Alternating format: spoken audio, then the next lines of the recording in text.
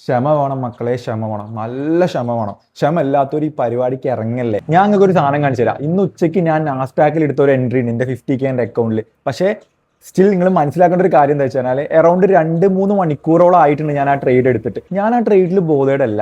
ആ ഒരു ട്രേഡ് എടുത്തിട്ട് പ്രോപ്പറായിട്ട് SL-ഉം TP-യും വെച്ചിട്ട് ഞാൻ ഫോൺ ഓഫാക്കി വെച്ചതാണ്. ഇപ്പോൾ ഞാൻ ഒന്ന് ഉറങ്ങി എണീറ്റിട്ട് ഞാൻ എടുത്ത് നോക്കുമ്പോൾ നിങ്ങൾക്ക് ഇവിടെ കാണാൻ പറ്റും സ്റ്റിൽ ഈ ട്രേഡ് റണ്ണിങ് ആണ്.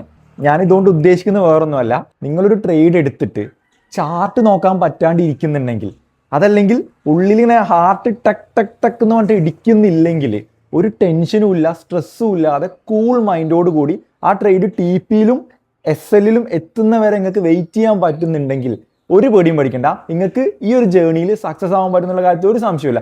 ഇനീഷ്യൽ ഇയേഴ്സിലൊന്നും എനിക്ക് പറ്റുന്നുണ്ടായിരുന്നില്ല. അതുകൊണ്ടാണ് ഞാൻ പറയുന്നത് നിങ്ങളോട്, ഈ ഒരു സംഭവങ്ങൾ ഉണ്ടാക്കിയെടുക്ക്, സമാധാനം കൊടുക്ക്. ഇനി അത്ര പ്രശ്നമുള്ളവരാണെന്നുണ്ടെങ്കിൽ ഹയർ ടൈം ഫ്രെയിമിൽ ട്രേഡ് എടുക്ക്, ഒരു സീനും ഇല്ല. സിമ്പിൾ ആയിട്ട് റിലാക്സ് ആയിട്ട് നിങ്ങൾക്ക് വെയിറ്റ് ചെയ്യാൻ പറ്റും, ഒരു ടെൻഷനും വരില്ല.